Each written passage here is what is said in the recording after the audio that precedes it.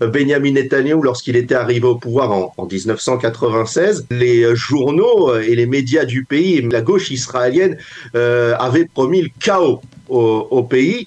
Or, il y a eu aucun chaos. Il faut calmer quelque peu les ardeurs de cette opposition et voir ce que cela donnera dans les prochaines semaines, des réformes qui sont souhaitées par une grande majorité des Israéliens. Nous avons le plaisir d'être en ligne, en Zoom, avec Jonathan Serrero. Jonathan, bonjour, Boker Tov. Bonjour Daniel. Alors je rappelle à nos auditeurs qui ne le savent pas encore que vous êtes analyste politique. On voudrait avec vous justement essayer de mieux comprendre d'abord ce qui va se passer aujourd'hui à la Knesset, mais essayer d'abord de nous expliquer pourquoi finalement il a fallu tant de temps à Benjamin Netanyahou pour former ce gouvernement, pour conclure ces accords de coalition. 2 mois, on est 2 mois quasiment jour pour jour après les élections du 1er novembre. On est 46 jours après que le président ait reçu et confié le mandat à Benjamin Netanyahou. Pourquoi tant de temps ? Je dirais que de prime abord, cela pourrait paraître surprenant au regard des incohérences idéologiques qui lient l'ensemble des partenaires de cette coalition, puisqu'on parle du camp de droite nationale, mais lorsque l'on analyse la situation des 2 dernières années, voire des 3 dernières années, l'ensemble des partenaires de cette coalition, que ce soit Bezalel Smotrich ou les chefs des partis orthodoxes, je pense à Aryeh Deri, et les chefs du parti orthodoxe ashkénaze du judaïsme de la Torah, Moshe Gafni en premier lieu, ont maintenu Benjamin Netanyahou sur la scène politique durant ces 3 dernières années, en formant avec lui ce bloc de droite nationale. Si les partenaires de Benjamin Netanyahou s'étaient séparés du chef du Likoud, de celui qui va redevenir le Premier ministre de l'État d'Israël dans quelques heures, alors l'avenir politique de Benjamin Netanyahou aurait pu être troublé notamment par son procès et pourrait être mis aussi en pointillé. Donc, tous ces partenaires, au regard du résultat des élections, de la victoire de chacun des partenaires de Benjamin Netanyahou, puisque chacun des partenaires de Benjamin Netanyahou s'est renforcé grâce à ces élections, eh bien, ont exigé leur rendu ou leur remboursement de cette fidélité qu'ils ont affichée durant ces 3 dernières années à Benjamin Netanyahou. Donc, cette rétribution a été difficile à accepter, notamment par le camp du Likoud. Mais je dirais qu'au terme de ces négociations, Benjamin Netanyahou s'en est pas trop mal sorti. On verra ce que cela donnera de manière assez pratique lors de cette gouvernance du nouveau gouvernement de Benjamin Netanyahou. Mais je dirais que Benjamin Netanyahou s'en est pas trop mal sorti au niveau des négociations en rétribuant à leur juste récompense les partenaires, ses fidèles partenaires, les partenaires naturels comme il l'appelle. Est-ce que vous faites partie de ceux qui pensent que de facto il va aller mieux régler, on va dire, tous les détails, tous les problèmes avec des centaines de clauses dans les accords de coalition avant la formation du gouvernement, c'est-à-dire avant de faire la choupa, si on peut dire comme ça, plutôt que de risquer un divorce rapide au milieu du mandat ? Je pense qu'il fallait régler certaines questions et les partenaires de cette coalition souhaitaient pouvoir avoir des garanties de fidélité dans ce mariage, comme vous l'appelez Daniel, dans cette roupa entre Benjamin Netanyahou et l'ensemble des partis qui forment de cette coalition, et notamment au regard de certaines lois qui devaient être votées en préambule de la formation de ce gouvernement. Mais je dirais, lorsque on analyse la situation, cela pourrait vouloir signifier que ses partenaires n'ont pas trop confiance en Benjamin Netanyahou. On se souvient que Bezalel Smotrich avait qualifié de Benjamin Netanyahou de menteur, fils de menteur. Il faut tout de même pas l'oublier. Mais je dirais que on ne peut pas savoir ce qui fera tomber le futur gouvernement. Vous le savez mieux que moi, Daniel. Ce sont des fois des petits détails qui font tomber ces gouvernements, des détails auxquels le Premier ministre n'aurait même pas pu penser. Cela pourrait être une situation sécuritaire, une situation politique interne, la situation économique du pays. La dernière coalition est tombée sur la question de l'entrée du Hametz dans les hôpitaux. Personne ne pouvait prévoir cette anicroche et cet accroc au sein de la dernière coalition. Et finalement, Idit Silman a été récompensé de son départ de l'ex-coalition.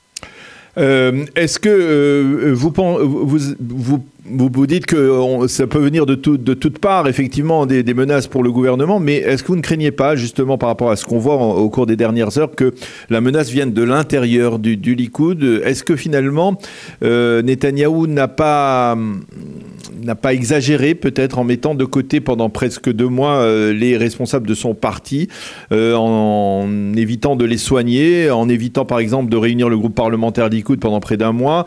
Est-ce que là-dessus, il n'a pas commis une erreur qui risque de lui coûter cher? Parce que ce matin, on entend des voix de mécontentement, de colère de la part de députés comme Dodi Amsellem, David Bitan, Gila Gamliel, et on ne sait pas encore quel est le sort qui sera réservé à Israël Katz, mais tout cela risque de créer à l'intérieur du Likoud une sorte d'opposition interne, même si il est aujourd'hui impossible, puisque la loi a été votée, il est impossible de créer un groupe parlementaire autonome ou de faire scission.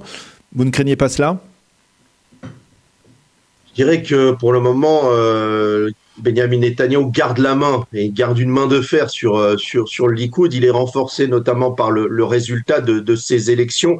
Et Benjamin Netanyahou a placé ses pions à des positions stratégiques. Enfin, ses pions, ses soutiens les plus fidèles à des positions stratégiques au sein du gouvernement. Les personnalités, vous avez cité le nom, sont des cadres du Likoud, ont un poids important au sein même de la machinerie Likoud, mais face à Benjamin Netanyahou, ils savent qu'ils ne font pas le poids. Alors, concernant David Bitan et Dodi Amsellem, alors certes, oui, David Bitan et Dodi Amsellem sont appréciés au sein du Likoud, mais je pense que d'avoir David Bitan et Dodi Amsellem au sein de la Knesset comme simple député de la Knesset, et peut-être que Dodi Amsellem recevra un poste, il faut attendre les dernières heures, mais je dirais que avoir ces deux poids lourds au sens figuré, mais aussi on le voit, regarde leur poids physique, il servirait quelque peu de paratonnerre parlementaire au Likoud face aux attaques de l'opposition. On l'a vu, Dodi Amsellem a su répondre durant cette année et demie face aux attaques de l'opposition. Donc Benjamin Netanyahou pourrait utiliser ces deux personnalités comme un avantage. Et concernant Gila Gamliel, on sait les relations entre Benjamin Netanyahou et Gila Gamliel se sont détériorées lors de cette année et demie écoulée. Avec Yuli Edelstein. Yuli Edelstein s'était présenté face à Benjamin Netanyahou avant de se rétracter. Donc je pense que pour le moment, Benjamin Netanyahou garde la main sur son parti. Mais si les choses venaient à s'envenimer au cours de cette mandature, alors il y a la question aussi du procès, du sort de Benjamin Netanyahou. Justement, j'allais vous poser. Netanyahou qui est à prendre en compte. S'ils sentent la moindre faiblesse, alors cela pourrait être cela pourrait se retourner contre le futur Premier ministre de l'État d'Israël. Alors effectivement, j'allais vous poser la question sur le procès de Benjamin Netanyahou. Avant de parler du procès, on peut parler de réforme. Et le fait que Benjamin Netanyahou ait désigné Yariv Levin au poste de ministre de la Justice, c'est à votre avis la preuve qu'il cautionne, on va dire, tout le plan de réforme que Yariv Levin a l'intention d'initier concernant la Cour suprême, les relations entre le pouvoir législatif et le pouvoir juridique? Totalement, puisque Yariv Levin souhaite réformer en profondeur le système judiciaire de l'État d'Israël. Je pense que très rapidement, la loi d'enjambement de la Haute Cour de justice israélienne sera votée, sera acceptée. C'était l'une des conditions sine qua non de l'ensemble des partenaires de la coalition pour faire partie de ce gouvernement. Il y a, je dirais, un besoin de réforme de ce système, de ce rapport entre les différents pouvoirs de l'État d'Israël, entre le pouvoir exécutif et le pouvoir judiciaire à prendre en compte, à réformer, à changer en profondeur. Mais je dirais que Benjamin Netanyahu est quelque peu sur ce dossier gêné aux entournures de par son procès. Alors on le voit, le déroulé de son procès peut paraître à son avantage, mais on ne sait jamais avec la justice. Peut-être justement. Benjamin Netanyahu devra quelque peu marcher sur des œufs sur ce dossier judiciaire. Justement, peut-être parce que justement son dossier son procès semble, on va dire, ne plus tourner véritablement à son désavantage, puisqu'on voit plusieurs témoins qui reconnaissent avoir été l'objet de pression importante de la part du parquet et des enquêteurs de la police. Finalement, pourquoi aurait-il besoin, comme l'affirment certains, de mettre fin à son procès en utilisant le monde de la justice? Il n'a qu'à le laisser aller, puisque ce procès, il est avec nous pour encore quelques bonnes années, n'est-ce pas? Je dirais que du côté de la future coalition, on souhaite remettre fin à, entre guillemets, cet entrisme judiciaire.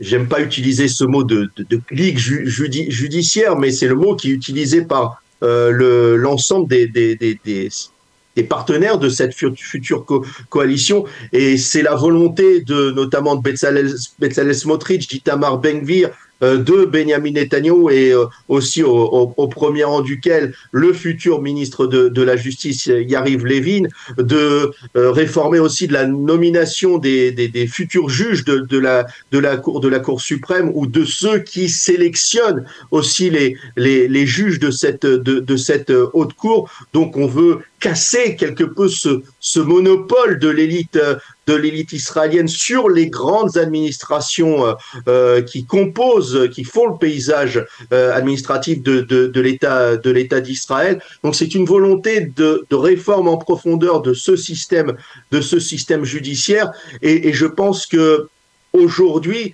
pour Benjamin Netanyahou, c'est une priorité, et c'est ce qu'a demandé aussi, c'est ce qu'ont demandé les électeurs du Likoud au soir. Vous vous souvenez, Daniel, vous étiez dans la salle du Palais des Congrès de Jérusalem, plus de gouvernance de la part des responsables politiques pour qu'ils appliquent leur politique, leur propre politique, et les promesses qu'ils ont émises lors de cette campagne électorale.